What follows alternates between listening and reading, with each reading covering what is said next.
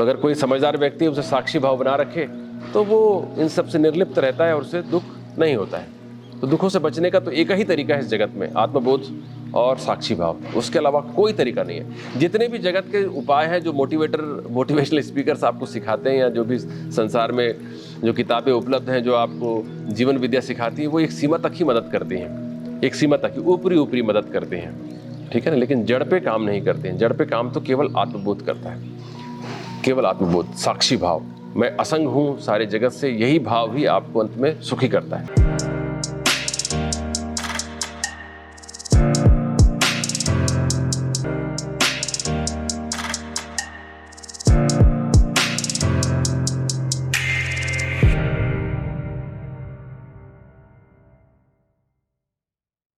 16वां सूत्र कहता है, हेयम दुखम अनागतम। हेयम, त्याग करने योग्य दुख वे हैं जो अभी नहीं आए हैं। जो दुख आकर चले गए हैं वो तो चले गए, हमारे हाथ में नहीं है, उनके लिए तो हम कुछ कर ही नहीं सकते हैं। वर्तमान में जो भोग रहे हैं उसे, जो कष्ट या दुख आ रहे हैं हमारे सामने में, उसे हम होश पूर्वक सहन कर सकते हैं। लेकिन जो त्याग करने योग्य है वो भविष्य के ही हैं। हेयम दुखम अनागतम, तो है ना। तो जो त्यागने योग्य, नष्ट करने योग्य जो दुख है जो आया नहीं अभी, या वो हो सकता है अगला जन्म में मिले, तो उससे बचना जो है विवेकी का काम है। सामान्य व्यक्ति उसका ध्यान नहीं रख पाता है तो वो उन्हीं कर्मों में फिर से लग जाता है। लेकिन व्यास मुनि ने भाष्य में अपने बताया है कि जैसे नेत्र में कोई चीज़ पड़ जाए तो जैसे खटकती है, वैसे ही योगी को खटकती है, विवेकवान को खटकती है चीज़ें कि इससे दुख मिलने वाला है, मैं उससे बचूंगा। सामान्य व्यक्ति को नहीं खटकता है, वो उसमें लग जाता है। वो कहता है सुख दुख में है, जगत तो चलता रहता है, सब बचने का कोई उपाय नहीं है। लेकिन विवेकी कहता है कि संभव है, अगर अभ्यास करें तो बहुत हद तक बचा जा सकता है इन दुखों से, तो वो प्रयास करता है इनसे बचने की। तो जो दुख आने वाले हैं वो त्यागने योग्य हैं। अब ये तो समझ में आ गया, लेकिन ये दुख होते क्यों हैं, इसका उत्तर अब अगले सूत्र में देते हैं पतंजलि मुनि। वो कहते हैं, दृष्टु दृश्ययो संयोग हेय हेतु। दृष्टा और दृश्य का संयोग दुख का कारण है। ये हम पहले भी पढ़ाए हैं, पहले भी हमने पढ़ा है कि दृष्टा और दृश्य जब एक हो जाते हैं, एकात्मता आ जाती है उनमें, तो दुख मिलता है। दृष्टा कौन है? दृष्टा कौन? हम हैं जो भीतर हैं। दृष्टा मतलब ये शरीर नहीं, जो चेतन स्वरूप है भीतर में, जो सबको जानने वाला है, जो ज्ञाता है, वो है दृष्टा। और दृश्य क्या है? दृश्य जो है, बुद्धि भी दृश्य के अंतर्गत आती है, क्योंकि बुद्धि भी प्रकृति का हिस्सा है। बुद्धि भी प्रकृति का हिस्सा है। आगे हम और विस्तार से जानेंगे इसको। तो जो समस्त जगत है, जो सारा पसारा है जगत का, ये हमारे बुद्धि में ही परिलक्षित होती है। और जब हम बुद्धि के साथ एक हो जाते हैं तब हमें दुख होता है। अगर हम बुद्धि के साथ में दूरी बना के रख सकें, साक्षी भाव बनाए रख सकें, तो फिर दुख से हम बच सकते हैं पूरी तरीके से।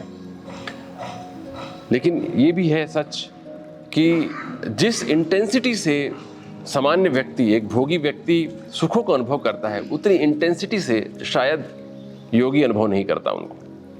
वो उसका जो इंटेंसिटी है वो कम हो जाता है। दुख तो विलुप्त ही हो जाता है, लेकिन सुख की इंटेंसिटी भी कम हो जाती है। इसलिए सुख और दुख के बीच की अवस्था का नाम आनंद है। ऐसा नहीं है आनंद का मतलब वहाँ सुख नहीं है। हम बार बार इस बात को जोर देते हैं कि आनंद का मतलब महासुख नहीं है, लेकिन जहाँ दुख नहीं है वहाँ थोड़ा भी सुख जो है वो महासुख है। इसलिए वो आनंद जो है सुख से उच्च हो जाता है। ठीक है ना। तो जब भी कोई चीज़ हमारे बुद्धि में आती है तो उसके साथ अगर हमने अपनी एकात्मता बना ली, संयोग कर लिया, तो वो दुख का कारण बन जाता है। तो अगर हम किसी तरीके से उसको देख सकें बहुत साक्षी भाव से, बुद्धि को, कि ये बुद्धि में ही आ रही है। बुद्धि मतलब चित्त है एक्चुअल में, यहाँ पर समानार्थी शब्दों के रूप में प्रयोग किया है। चित्तवृत्ति या मनोवृत्ति या बुद्धिवृत्ति, ये तीनों एक ही चीज़ है। तो अभी लेकिन समझने की दृष्टि से हम कहें तो चित्त में कोई भी चीज़ परिलक्षित होती है, रिफ्लेक्ट होती है जगत की चीज़ें, उनसे जब हम एकात्म बिठा लेते हैं तो हमें दुख होता है। 18वां सूत्र, प्रकाश क्रिया स्थितिशीलम भूतेन्द्रिय आत्मकम भोग अपवर्ग अर्थम दृश्यम। अब आगे बता रहे हैं कि दृश्य क्या है, दृश्य को और अच्छे से परिभाषित कर रहे हैं। अभी हमने तो मोटा मोटा जाना कि जगत का जो पसारा है वो दृश्य है, लेकिन दृश्य की परिभाषा यहाँ कुछ अलग तरीके से पतंजलि मुनि करते हैं। कहते हैं प्रकाश, क्रिया और स्थिति स्वभाव वाला तत्व और इंद्रिय स्वरूप वाला तथा पुरुष को भोग और मोक्ष देने वाला दृश्य है। प्रकृति में 24 तत्व माने जाते हैं। कौन कौन से तत्व हैं? पंच महाभूत हैं, क्षिति जल पावक गगन समीरा, ये 5 महातत्व हो गए।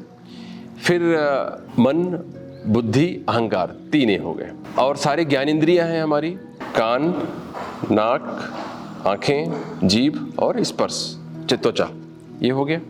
फिर 5 विषय, शब्द, रूप, रस, गंध और स्पर्श, 5 विषय। और फिर 5 कर्मेंद्रियां, ये हाथ, पैर, उपस्थ, गुदाद्वार और मुख, ये 5 कर्मेंद्रियां हैं। तो ये हो गए 15, 8, 23, ठीक है ना। और इसके अलावा प्रकृति तत्व है, उसको भी अलग से जोड़ा जाता है इसमें। जड़ विभाग में जो दृश्य में जो दिखाई पड़ रहा है बाहर में, ये तो हमने बाकी चीज़ जो बताई हमारे भीतर की थी, सारी की सारी चीज़ें। तो जो बाहर जो दृश्यमान है तो प्रकृति, उसको अलग से एक जोड़ा जाता है। तो 24 हो गए, 24 तत्वों का बनता है। सांख्य दर्शन इसको गणना करके बताता है, इसलिए सांख्य दर्शन को सांख्य कहा जाता है, संख्या, गणना। सांख्य को सांख्य दर्शन क्यों कहा जाता है, अगर आपके मन में प्रश्न उठता होगा तो इसके पीछे यही रीजन है। तो ये 24 तत्व हैं। और 25वां जो है वो है चेतन, जो हम स्वयं हैं, वो 25वें हैं। कई लोग जो है ईश्वर को एक तत्व मान देते हैं, और तो वो 26वां हो जाता है। लेकिन जो समझदार हैं वो लोग कहते हैं कि ऐसा संभव नहीं है, क्योंकि जो पतंजलि का जो ईश्वर है वो तो हम ही में से एक है। हमने कहा था ना कि वही पुरुष है, लेकिन उसका एक विशेषता है कि वो सबसे अछूता है, सारे कर्मों से, विपाकों से, आशयों से अछूता है। अपरामिष्ठा हमने पढ़ा था, अछूता है, कभी वो उसमें लिप्त नहीं हुआ। तो हमारे बीच से ही एक है वो, तो अलग से नहीं है कोई सत्ता।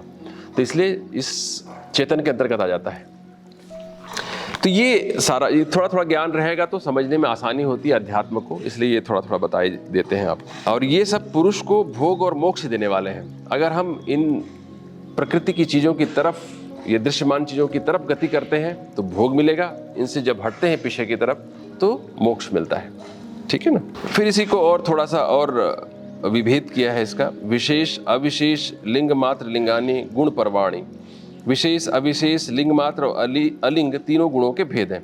फिर यहाँ पर विशेष कह दिया है इन्होंने, जो पंच महाभूत हैं और मन, इसको मिलाकर उन्होंने कह दिया कि ये विशेष हैं।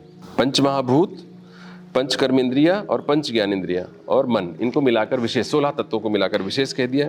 अविशेष में 6 तत्व आ जाते हैं, जो 5 विषय हैं, शब्द, रूप, रस, गंध और अहंकार। और फिर इसके बाद कहा कि शब्द, स्पर्श, रूप, रस, गंध। और 22 तत्वों का जो ये विशेष और अविशेष में जो हम 22 तत्व बताए, 16 और 6 22, इनको महत्तत्व कहा है। महत्तत्व ऐसे देखें तो कॉस्मिक इंटेलिजेंस को कहते हैं, सबका जो सार है, सबका जो महाबुद्धि है कह सकते हैं हम जिसको, वो महत्तत्व कहलाता है एक्चुअल में। फिर अलिंग है, अलिंग का अर्थ होता है चिन्ह रहित। जो प्रकृति है, जो तीनों गुणों के मेल से बनती है, सत्व, रज और तम के साम्य अवस्था का नाम है, उसे कहते हैं अलिंग या अव्यक्त प्रकृति। तो कुल मिला के ये सब बुद्धि का विलास है, बहुत काम का चीज़ नहीं है आपके लिए। तो नहीं जानेंगे तो भी कोई हर्जा नहीं है, कोई हानि नहीं होती है। लेकिन कभी कहीं पढ़ते हुए आ जाएगा आपके शास्त्रों में तो आप कंफ्यूज हो जाते हैं, कुछ और शब्दों में उलझते हैं, इसलिए सब बता दिया गया है। 20वां सूत्र है दृष्टा दृषि मात्र शुद्धो अपि प्रत्यय अनुपस्यः। दृष्टा जो है वो ज्ञान मात्र शुद्ध होने पर भी बुद्धिवृत्ति के अनुसार देखता है। ये फिर से वही बात आगे जो हमने दृष्टा दृश्य संयोगो हे हेतु कहा था। यद्यपि जो दृष्टा है, जो चेतन स्वरूप है हमारा, वो जो हमारा ट्रू सेल्फ है, वो यद्यपि शुद्ध है बहुत ही, लेकिन उसके बाद भी वो जब बुद्धि के संपर्क में आता है तो बुद्धि के अनुरूप सोचता है ना। बुद्धि मतलब चित्त के अनुरूप, चित्त के अनुरूप, चित्त में जो भी भाव आते हैं उसके अनुरूप हम समझने लग जाते हैं। और अधिकतर समय पे हम ऐसे ही सोच रहे होते हैं, इसलिए हमें अपने असली स्वरूप का बोध नहीं होता है। जगत के हिसाब से हम इसलिए काम कर रहे होते हैं क्योंकि हम जगत के अनुरूप ही स्वयं को जान रहे होते हैं, है ना। जैसे जो भी आपकी पद पदवी है, उपाधि है, जो भी इस संसार में जो भी रिलेशंस हैं, उसी के अनुरूप आप अपने को माने बैठे रहते हैं और परेशान हलाकान होते रहते हैं। तो अगर कोई समझदार व्यक्ति उसे साक्षी भाव बना रखे तो वो इन सब से निर्लिप्त रहता है और उसे दुख नहीं होता है। तो दुखों से बचने का तो एक ही तरीका है इस जगत में, आत्मबोध और साक्षी भाव, उसके अलावा कोई तरीका नहीं है। जितने भी जगत के उपाय हैं जो मोटिवेशनल स्पीकर्स आपको सिखाते हैं, या जो भी संसार में जो किताबें उपलब्ध हैं जो आपको जीवन विद्या सिखाती हैं, वो एक सीमा तक ही मदद करती हैं, एक सीमा तक ही ऊपरी मदद करते हैं, ठीक है ना। लेकिन जड़ पे काम नहीं करते हैं। जड़ पे काम तो केवल आत्मबोध करता है, केवल आत्मबोध, साक्षी भाव, मैं असंग हूँ सारे जगत से, यही भाव ही आपको अंत में सुखी करता है। इसे सारे प्रयास जीवन के इस आत्म तत्व को पाने की दिशा में होने चाहिए और हर समय साक्षी भाव बनाए रखना चाहिए। इससे आप जब भी आप कहीं पर परेशान होने लगे तो तुरंत ही उसमें लौट के अपनी गुफा में आ जाएं आप, जो आपका आत्म तत्व है वहाँ पहुँच जाए वापस तुरंत ही, तो तुरंत ही क्लेश खत्म हो जाएगा, वरना क्लेश दुख देते रहेंगे। तो सार क्या है? सार ये है कि दुख में तो दुख है ही है, सुख के भीतर भी दुख समाया हुआ है। इसलिए विवेकी व्यक्ति सुखों का उपभोग करते हुए बहुत ध्यान रखता है कि परिणाम में दुख तो नहीं होगा इन सुख से, इसलिए उन सुखों में वो प्रवृत्त नहीं होता है जिनसे अंत में दुख मिलने वाला हो। जब उसे मालूम है कि एक रसगुल्ले से अधिक मैंने अगर सेवन किया तो मुझे अंत में दुख मिलने वाला है, तो दूसरे रसगुल्ले पे नहीं जाएगा, वो एक पे रुक जाएगा, ठीक है ना। और जिन जिन सुख की भोगों से या विषय भोगों से तत्काल सुख तो मिलता है लेकिन परिणाम में दुख मिलता है, तो उनसे वो दूर रहता है। सिंपल सा फंडा ये है।